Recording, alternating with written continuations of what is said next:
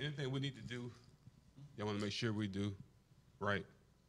Speak in the microphone, right? The lighting is good. The lighting is awesome in this room once you watch it online, on streaming. Spotlights for some folks. Yes. Good afternoon. I'm Dr. Babakar Job. I'll be leading these weekly discussions today about holistic support for black males. We are live from Sanford Lake Mary campus, and Oviedo and Altamont also are joining us. So good afternoon, Oviedo, good afternoon, Altamont, and good afternoon, everybody in this room. So as we, at the end of the sessions, the bigger sessions, it's important to remind ourselves again what was the purpose of this course. As Dr. Wood clearly stated again, the purpose of this course, or in this course, he explains we seek to, raise the national consciousness of issues facing black boys and men. And as we watch the Week 9 videos, it was important to see that he had two guests, Dr. Gallagher and Dr. Palmer. So, watching that video, it reminded us about the power of image, how powerful images are. And we know images, pictures that tell us a story. And just like images of perception matters, just like race matters. And watching the video, there were some pictures of black men and women that were depicted. And those pictures, they tell us something. And anytime we look at a picture, there's a story from that picture that we see. And Dr. Gallagher clearly states that what these pictures, matrix and patterns shows, and what we are often told are not television series. They are all real familiar repeats. And secondly, Dr. Gallagher also talked about the importance of sense of self. And this concept actually we teach it in sociology called the looking glass self. And sense of self is very important because it can be influenced by many, many things. If we look at, for example, the environment we live here today and look at the education system or looking at higher institutions, we can fairly say that the black boys and men don't have enough male mentors, enough black male mentors. And if we further look at the current state of our education system, we see that there is not a reflection of many black male faculty, okay? And now, that's interesting to look at because the ratio, that was shown indicates that for every one black male, there is 33 other professors. This is across the nation. Now, if we employ that at Seminole State, it's interesting. We have 232 full-time faculty, but we only have 3 black male faculty. Okay, so that's telling us at Seminole State Institution, we're looking at for every one black male professor, there's 77 other professors. And the other thing Dr. Gallagher also mentioned is actually, she questioned why the focus was only black men and boys. And she talks about the importance of the role of black women because they play a pivotal role into the society. And again, she explains that when we are addressing systematic problems, we cannot be singular in our inclusion. And this is where she went on to talk about the elephant in the room. Okay? So that was a brief summary of what Dr. Gallagher was trying to explain before we dive into questions. But compared to Dr. Palmer, he talks about the historic black colleges and universities and the element of success of the black males. And compared to the PWI, the predominantly white institutions, he explains that the historic black universities or colleges tend to have success because they have the community support. And also, the professors tend to go beyond their responsibilities and help support and improve the success of their black students. And also they are positive mentors and role models. And he also addressed that we need to have we need to realize our implicit biases, because he was questioned by Dr. Wood. So what can we learn from the HBCU schools to the PWI, the predominantly white institutions? And this is where he explained, he said, most PWI institutions tend to give lip service and not follow through, okay? And it's important sometimes to maybe have some cultural competency training, and even also involve our parents to give support to our students, and just realizing that black minds matter, okay? So this was a brief summary of both guests that were actually discussed in the weekly meetings. So from now, we're gonna go ahead and dive into questions, okay? Okay. The first question that was asked, okay, I mean, it reads, there are a complexity of factors that influence the success of black boys and men.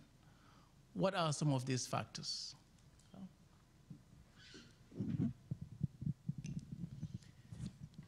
Excuse me. Well, I believe you hit on one very important aspect, and that is a sense of community. And when we find that black boys and men have a group that they have, where they have a sense of belonging, and that within that group they help to strengthen one another. And so I believe a sense of community is imperative for success. And I brought this up once before when we talk about HBCUs in particular, and why, you know, maybe some of the reasons why black males tend to be successful at those institutions is that you have a very strong sense of community, and particularly those who are part of fraternal organizations, because those organizations generally have some sort of academic and community service oriented requirements to be able to participate. So I do think a sense of community is one of the reasons that black males can be successful.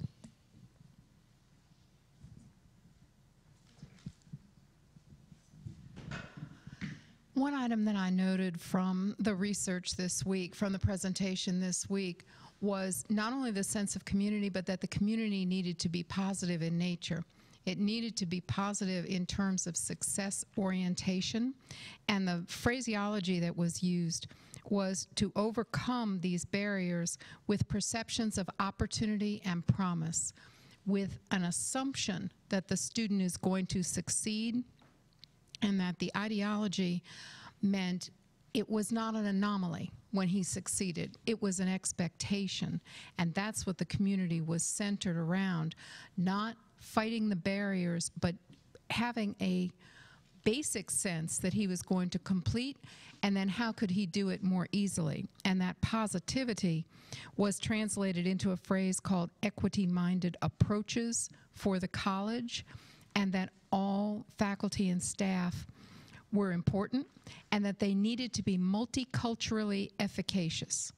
And then there were other discussions by the other presenter that talked about what that efficacious competence might look like, but I'm going to save that because I think that's a later discussion question.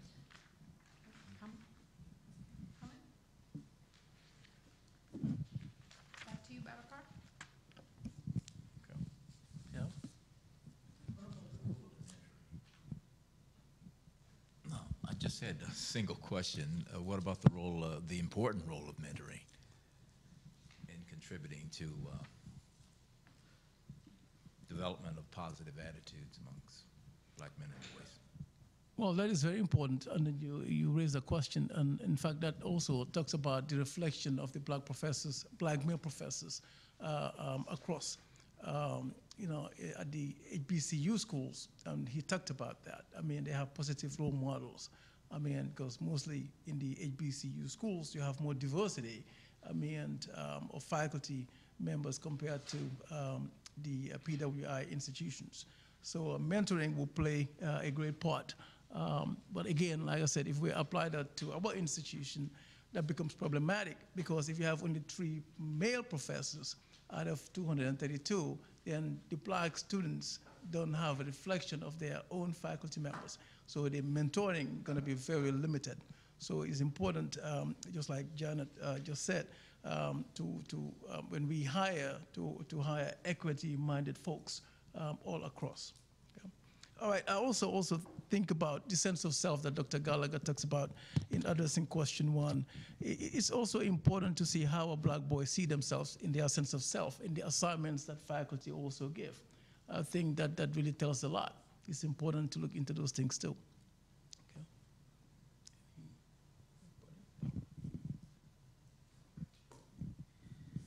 And so when we talk about the assignments that include black males, I think it takes some effort and work on the part of the faculty to make sure that that inclusion is not disingenuous, but actually authentic and really touches on important ideas and aspirations of those students. So we talk about the sense of community, the role of mentoring, the culturally relevant teaching, all of that's important, but it's also important to know those students on a personal level. We talk about how Dr. Wood references relationships as being very important, which is what the mentoring is tied to, and knowing those students on a personal level and helping those students, especially at the college level, we have to help students figure out what works for them. And so oftentimes getting to know those students is helping those students also to get to know themselves and to figure out for themselves what will work and what it will take to be successful at this level. Dr. Palmer had talked about the HBCUs, the historically black colleges and universities, having an environment that personified the proverb, "It takes a village to raise a child." And that focus on success required faculty members and administrators and staff members to go beyond their formal roles. And I found that an important part of his presentation. If you go beyond your formal role, you are then expressing an interest in the student as a person, not just as a learner in your class, but as a person who might be facing challenges, who might be looking at successes he'd like to share in that particular environment, who might have contributions to make that if you just draw them out, because you are looking for success from that person, you draw out those contributions in the class and the person becomes a class leader. And he had given HBCUs quite a bit of credit for creating that environment.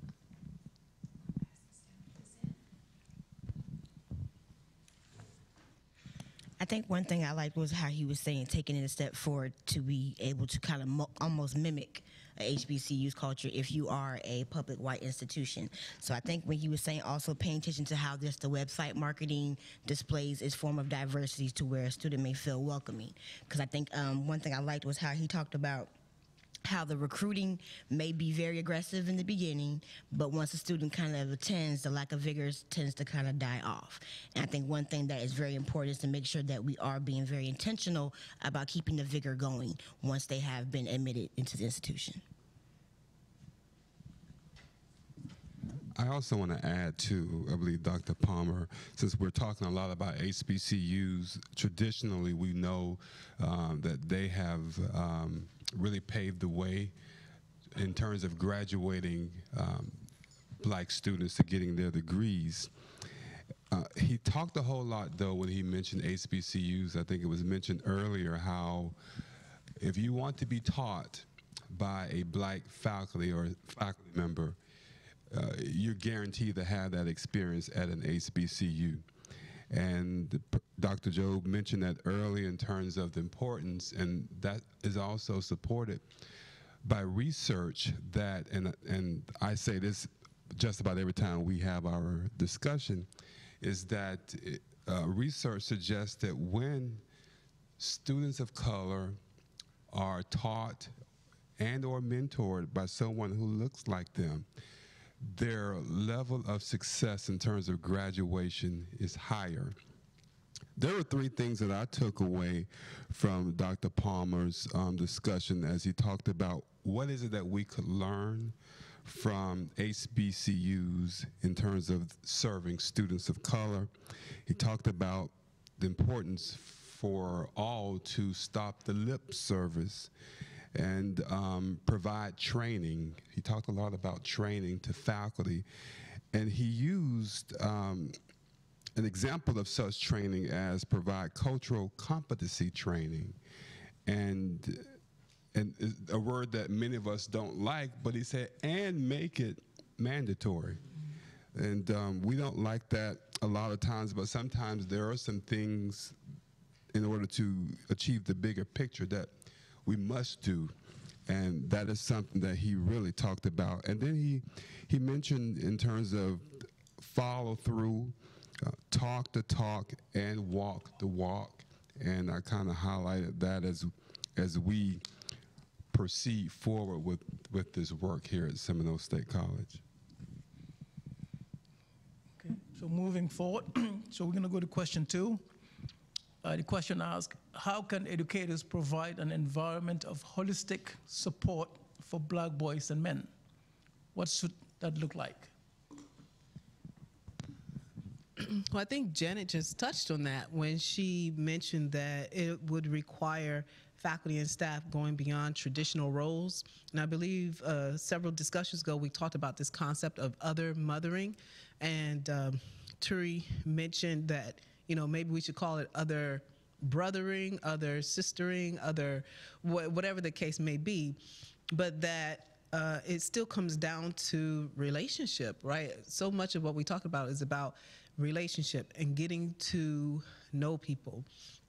And one of those things is taking a genuine interest in the success, in the success of our students, to the extent where if we find that the reason they're not completing their assignments is because they're not getting enough rest at night, is because they're having to work extra because they can't work traditional hours due to childcare, then maybe we figure all that out and then provide resources for, okay, well, here are some connections to childcare that might help. Here are some on-campus positions that might help with you earning money, and whatever the case may be. So taking an interest to the extent where we care about the whole person, not just the student, or that we don't see them as just a student, but as a whole person.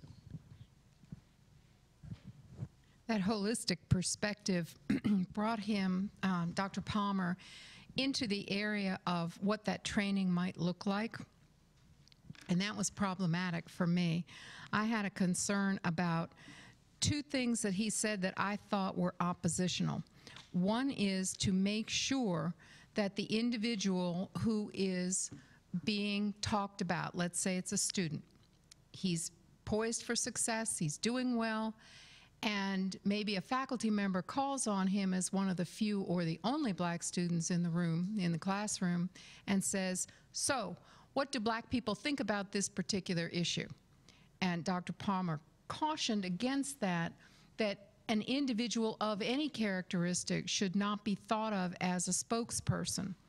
I found that conflicted with the idea of recognizing individuals' points of view.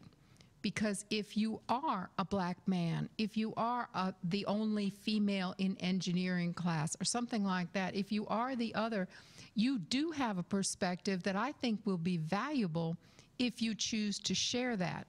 So that was a point that I think the college should explore further before deciding which way to go on this. I thoroughly enjoyed Dr. Colton's myth busting with his research. I greatly appreciated it. And I think when kind of bringing in some of Barbara's points about the whole other mothering, I loved how he debunked the whole more than household type of situations where basically research will tell you, oh, well, the child comes from a single parent household, therefore the achievement opportunities are lower.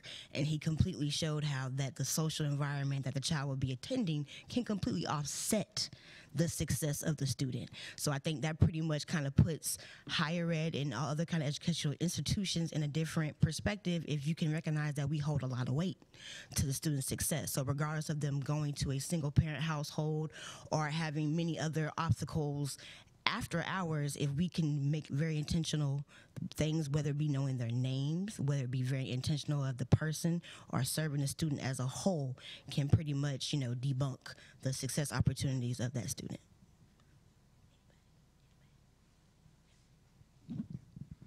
I want to add too, I like what Dr. I believe it was Zamani Gallagher spoke about, and she referenced, I don't know if you all remember this, but she referenced Dorinda Carter from MSU. And what Dorinda Carter wrote about was the importance in terms, the question is, how can educators provide an environment of holistic support for black boys and men? What should that look like? And Dorinda Carter did research on something called critical race achievement ideology. And as we were watching that particular segment, it started with three significant percentages that denoted black males. The first dealt with high school completion in comparison to their contemporaries. The other statistic dealt with those black males entering college. And the third statistic dealt with black males who graduated from college. All three of those statistics, black males were behind every other person in in terms of comparison. But what Dorinda Carter studied, and she talked about critical race achievement ideology.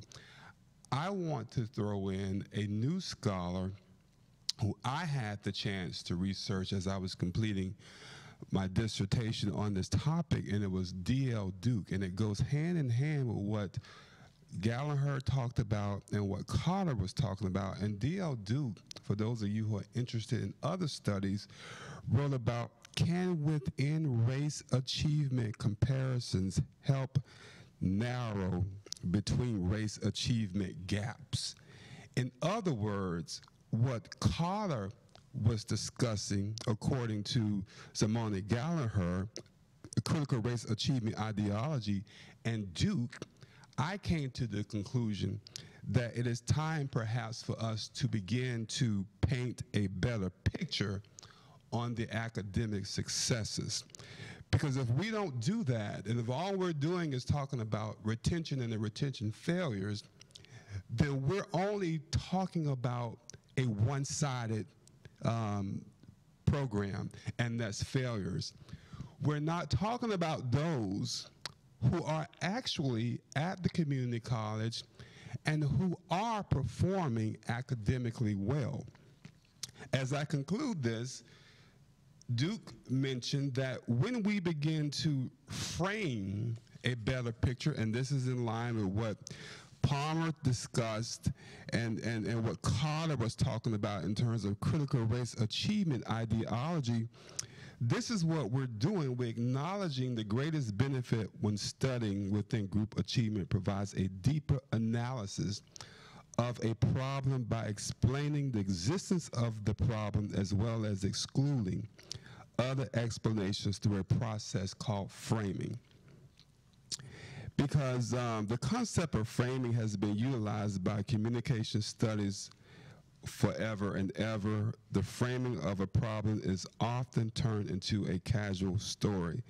And so in terms of telling the entire story, it is important as it is we must talk about retention because that's why we're here. It is an issue. We have not closed the gap. I don't even know if we moved the needle enough to even close the gap, and that's why we're having, and this is not just for our college, but this is a crisis nationwide. We're not in this battle alone.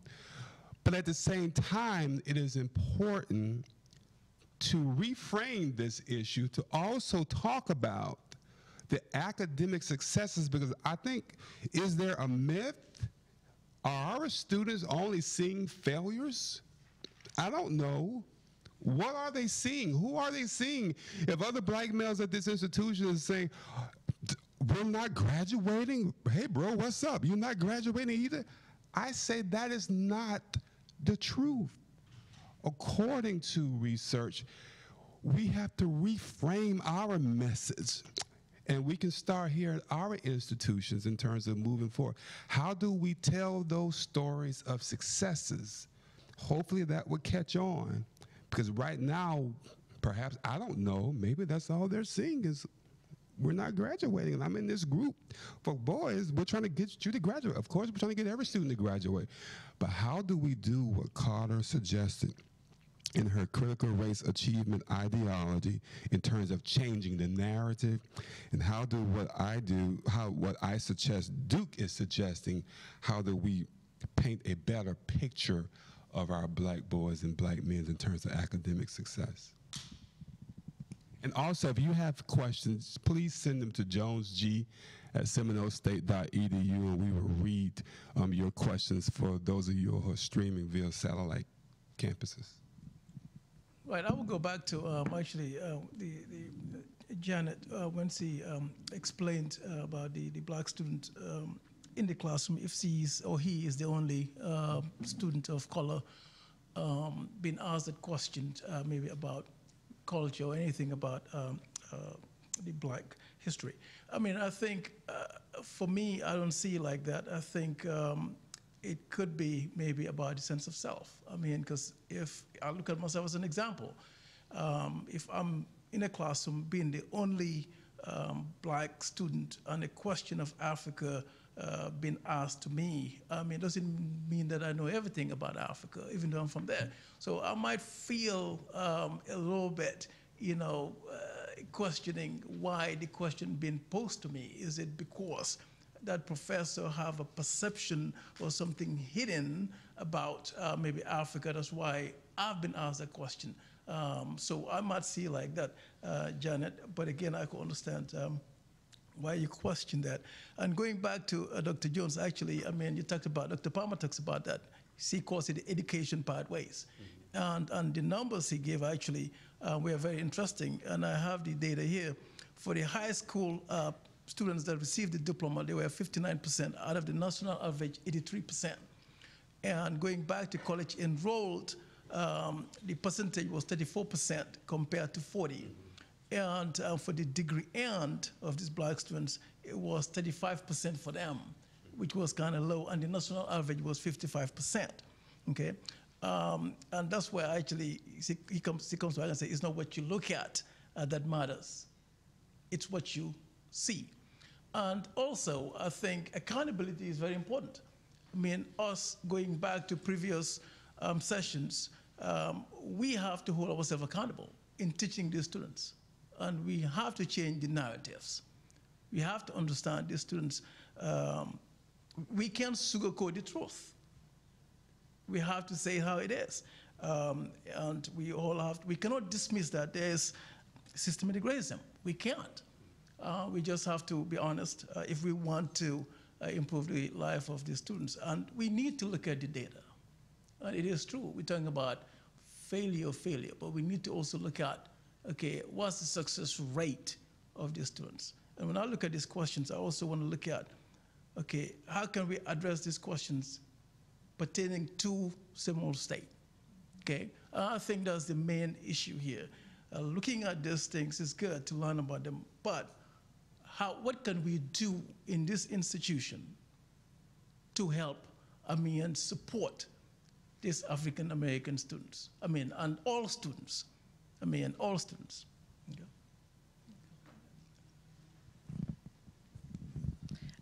I believe it was Gallagher who said it, where, wanting to be very specific and saying that helping the black mind of a student helps all students, that she wants to be very, very clear about that we all need to be very intentional about the overall human worth that should be taught to all students. And that's pretty much what the goal is to reinforce, I think Barbara has said it throughout this series several times, the equity that is involved so that they all take all the resources and access that is here for them. So I think, it's very important that we reiterate that helping the mind of a black student, female or male, will help all students.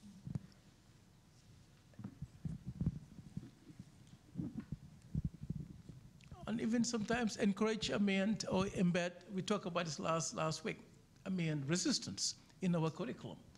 Empower the students. And the students should be free to question, even the faculty teaching them. And they should not be, concerned about repercussions. I think, we should encourage that, in our curriculum. So we're gonna move on to question 3. The question asks, what do you plan to do differently tomorrow to help advance outcomes for black boys and men?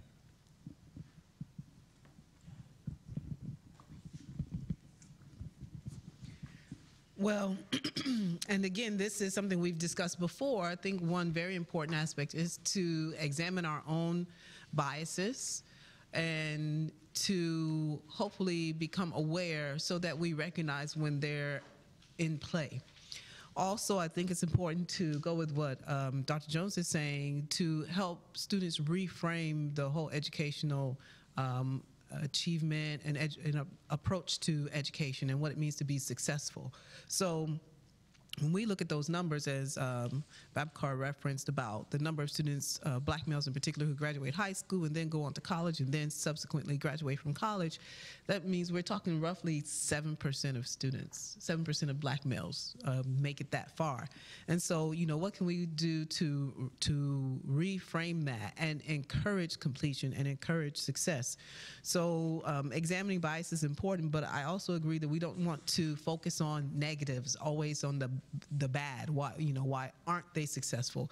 But instead, look at what can we do in the classroom. Again, for me, being genuine and authentic is very important here, because we can slap on a Band-Aid, as far as instructors, professors, and even counselors and advisors, and give ourselves the impression that we're being culturally relevant or culturally competent. But it really needs to be something that is authentic and genuine and sincere, because otherwise students, as was mentioned by one of the speakers, this might have been video 10 though, students pick up on that.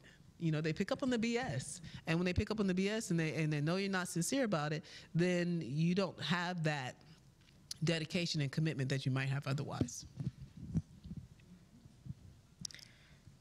Well, I can say my first challenge to all in this room, as those who are streaming at our satellite campuses, I took the implicit bias assessment test. And I encourage everyone to take it as soon as possible, especially those who have gotten some of this information.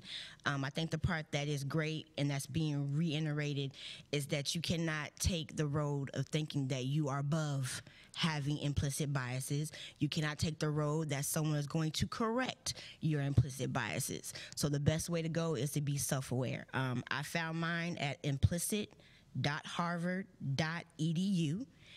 Was where I took my assessment, and it was very interesting, some of the questions that came back. I can definitely say, even as a black female, some of my biases are even towards our own people, and I can definitely recognize that from the structure that has developed in this country. But I do encourage everyone to take it, because the first step is to be self-aware, and if you cannot be self-aware, then you really cannot assist. So. This is a question about concrete plans, and I refer back to Dr. Gallagher's research. One of her points on this book that she featured on the video, What is the Place of Women in the Boys and Black Men of in the Boys and Men of Color conversation, it made me realize that I should have questioned this before. What is my role as a white woman in the conversation about men and boys of color? I have a role, and I want it to be very concrete. And so the answer to this question, Babacar, I think is, for me, the research that she did, Dr. Gallagher did, on black women and girls must be considered also to make sure that women are respected as the leader in some single-parent families.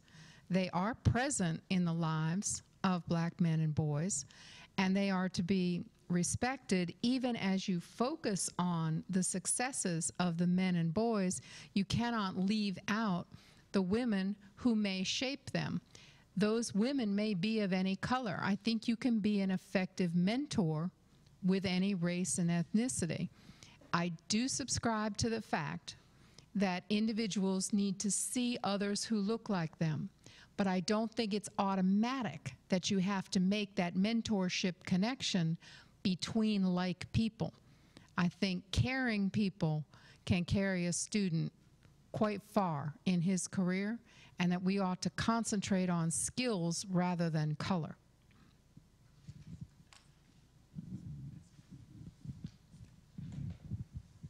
I have a follow-up question to Janet or to whomever, because she made a valid point of concentrating on skill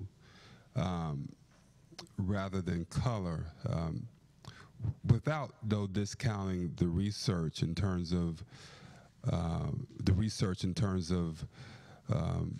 the importance of diverse faculty and staff. How do we, as an institution, get to that skill level with our current demographic? How do we focus on that skill? Is it through training? I don't know. And if it's through training, how do we get them there? The professional indicators that I have are that the training is effective only if the heart is there. So mandatory training to me is an oxymoron. I just don't see it as effective. And I know that those sessions may only draw the choir, but it may be only the choir that we need right now to reach the students. I would say that the skills would come from knowing what the students want. What does the man want who sits in your classroom and has an intellect, has a point of view, and has not been taught how to voice that without, I'll say trepidation, who has not taken a verbal communication course. And so the thought is there, and he just needs a public speaking course next. The thought is there, and he simply needs a way to express it visually when others are talking. So the narrative would be to tune into people's skills, and I come back to the point that was made. This could be valid for all students. Recognizing the talent of each student, I think, is going to be the central basis for that kind of training. And that would be for faculty and staff, which suggests, on a concrete basis again, that we weave it into the culture of the faculty centers orientations, the human resources orientation of staff, the new student orientation that has certain examples, certain illustrations, certain marketing pictures that look like everyone on campus, that help everyone on campus realize he or she belongs here. I have a thought on that also. And I'm not in a position of training faculty or anything, so this is just coming from conversations that I've had with faculty, but you're making a good point about HR orientations and new faculty orientations. That's a place where sometimes we can force things such as implicit bias training, right? So until we know it's there, sometimes we don't have the heart to adopt change. So we have to know it's there. And there are a number of people who think, or who really did not come from a privileged background. A number of white people will say, I was poor, I was abused, my father was an alcoholic, and yet here I am, I'm the CEO of this company, I worked hard, anyone can do it. But they don't realize that when they put a suit on and walk into an office, and this came from a conversation with someone else, these aren't really my original thoughts, I'm talking about what she was telling me. You put a suit on and go into an office and you look like the CEO's son. And that's not something everyone can do. So that's where having people who look like us are important, because a lot of times we think about who we know and what their life background is, and so we're more tolerant, right? But if someone doesn't look like us, we might not have people in that group that we can kind of make a comparison. So one of the things we have to understand that we have bias. Even if we came from a background that is not ideal, we still have something that gives us some privilege, and it's important to remember that. And then to train faculty to be more understanding of that requires that we give them time to have patience, because all of us who are parents know that sometimes we lose it with our children. And why does that happen? It happens because we're tired and we have 1,000 things to do. So as faculty, they get tired, other staff members get tired, you have 1,000 things to do. So you need to be able to take care of yourself first before you can love other people, right? So those are some of the things I think in answers. How do we make a wave that begins a change, making people take that implicit bias training, and then supporting our fellow employees so that we have time to care about our students. We have a message actually from Altamont. It reads, I think the perception of leadership must be seen in the classroom. Modeling is essential not only for black students, but for others. The expectation of black people being leaders in the country begins when we actually see them as administrators, professors, and professionalism, etc. Even taking off that comment that we just got from Altamont, it is almost when you say a picture. So it's kind of hard to say that you don't need a person of that color, but you kind of do, because if you don't see the picture, then you're not going to believe it's real. And so that's also where I think, our students have to be able to see it. If they don't see it, they're not going to believe it's real, regardless sometimes of the words or the motivation or the heart that's behind it. Now, also with the mandatory, I like the mandatory only because I think when we had got to that framework where they had us of the choir and the resistors, I am very, very almost curious to interact with a resistor who is no longer a resistor. And I want to know what put them in that position to shift them from no longer being a resistor. So I think, to me, having mandatory sessions almost kind of gives us that chance to just go ahead and have it and go ahead and try to see what needs to be done. One thing Gallagher said that was great was she was talking about how our culture is white, cultural, hegemonic patriarchy. So therefore, where we talk about certain things with issues with phrases like Black Lives Matter or issues with phrases like Black Girl Magic, we have to recognize that those are things that are new. They're only put in phrases like that because they have not been seen before. And so therefore they've been given titles. So just kind of looking at our students in general, I do understand that they do have to kind of see it in order to believe it's there. And I also do believe that sometimes the resistors have to be put into mandatory circumstances to be able to kind of see the shift or know that the shift is going to be serious. So I think as a culture, to me, when we're saying about Seminole State College, we need to decide if we're going to allow or not allow. And I think that's something that we have to decide, as a culture of faculty and administration. Because I think when you talk about HR, if we all have to take a sexual harassment training, why is an implicit bias training not mandatory? And just to kind of add to that, as a college, in addition to our individual biases as a college, we have to be true to ourselves about ourselves in terms of the intention. What is the intention? And that's going to be key. Is the intention that African American male students are looked at, they're over here, they're not successful, oh, poor them, we have to help them? Or is our intention that, hey, we have a group of knowledgeable, intelligent young men, but because of the biases, because of what has already been put in place in the classroom, that when they walk in, they're not walking in and seen as an equal. They're seen as being separate. We have to be true to ourselves about that. So if we want to create change, of course we have to be the change, but we've got to know what is the intention, because they're not less than, they don't want to be pitted, they want to be equal. I would imagine the average African male student that you speak to who may not be raising their hand and speaking up, it's not because they don't know how. It's going to be because they were in a situation where, for whatever reason, because of that person who was in that leadership role, looked down on them or pointed them out in a negative way. So they choose to be silent. So again, we have to look at the intention, and I think that ties into when you were saying not just looking at what hasn't worked or those who are not being successful, looking at those who are successful. The fact that they're here, they made a decision, they want to be here and they want better. Otherwise, they wouldn't be here because they could have made a different choice.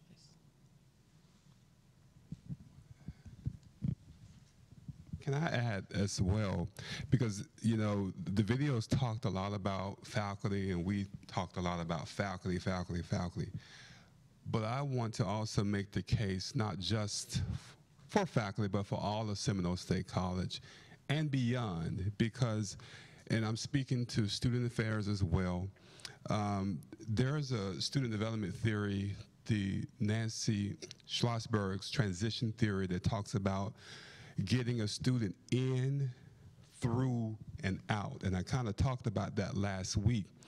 A lot of times student affairs see them at the beginning, getting them in. And so as we have this conversation at Seminole State, that I am hoping that it is not just for faculty, but it's also for the work that those of us who are in student affairs do as well, seeing them in, and we all have a responsibility of getting them through. And the ultimate goal is to get the students out, and that's why we are here having that conversation. And so this also applies, I would think, also to our friends in student affairs just as much as with faculty. Right, this goes back to, I think Janet said it, actually it takes a village to raise a child, and Dr. Jones talks about it in previous sessions. It's not the me issue, it's the we issue. So collectively, all of us, I mean, it's like division of labor. All of us at this institution should work together to, I mean, have the goal of improving the success of all students. Now, if the success rates are really down for the African American students, then we really need the data and try to go back and try to understand why. And maybe they are A students, but maybe there are other aspects of their lives that's hindering them from doing well. And Dr. Palmer talks about this diversified faculty. I think that's an important tool. I mean, Janet talks about it. I'm hiring equity-minded folks. I think when you have a diversified faculty, it also helps the students. They want to see a reflection of them, I mean, in their faculty or in their professors, and even staff. I think that's also very, very important. And then I would go back to Dr. Wood. I mean, initially what he says. I mean, we have to eliminate, I mean, the idea of what distrust, disregard, and disdain, and then embrace what their dignity, I mean, and morality. Okay, and then, you know, their intelligence. I think that's important. And change our narratives of how we see these students when they come in our classroom. Example, if you see a student, I don't care which student is it, if they come to your class late, sit at the back, I mean, not dressing properly, I mean, just don't single them out. I mean, talk to them, try to find out why they're not doing well, why they are coming to class late. Maybe they're working 2-3 jobs. Maybe they're coming from a fatherless home, and their mom is a single parent working everywhere. So I think these are all important to look at. But again, looking at these questions, I always go back to what can we do here? I mean, I think that's the most important thing. What can Seminole State do in addressing question 3? Okay. I had an additional comment that I thought I would share as we were talking and being able to participate in this. And for me, I was thinking about a cultural shift in our hiring practices. So we're talking about that there are allies on campus, right, that support students, that we reach out to them, we work with them, and we ask those questions. And that concept of other mothering, I think of that as simply as caring for the student and wanting to know what's going on, for students of color especially who are struggling. And I'm wondering if it's a big cultural shift for us as a college to start thinking about our hiring practices. And is that a part of the questions we ask? That it's not just, I'm hiring you to be a teacher or to be a student affairs person or to be our assessment and testing person, but part of your job is to reach out to these students. Our expectations are, whatever the terminology is that we use, other mothering or whatever it is, but that You will work with students, you will contact them and have those conversations, and it's a part of our culture and what we do and what's important to us. And so do we look at it from that kind of perspective, from not only just training people that are here, because there's resistors and we have our biases, but let's start at the front end. You know, we're going to hire you because you're good at teaching, because you're good at your administrative work, but because you care about students and you're going to go that extra mile to make sure that they're successful, because they're Black, because they're Hispanic, because they're white, because they're rich, because they're poor, whatever reason, you're going to make that effort to do that. And so let's think about a big cultural shift. But also, I guess to end, I also think it's important going back to having the data, 232 full-time faculty, but also having only 3 Black males on campus. I think that's not a reflection of the demographic that Dr. Jones talks about in this institution, and also having only 14 Black women at the institution. So I think it's important when we hire to look into all those things. I think that would help, improve things that we try to do in this institution. I think this is gonna.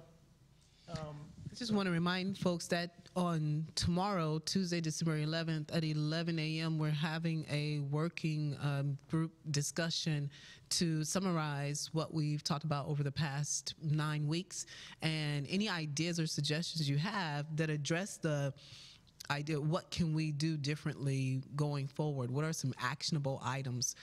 Please feel free to join us. We'll be here on the Sanford Lake Mary campus at 11 a.m.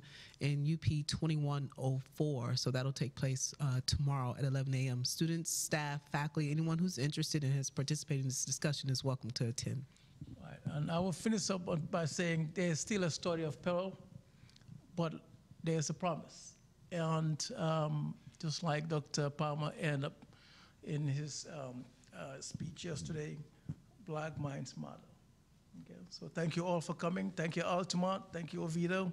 And thank you all, everybody here.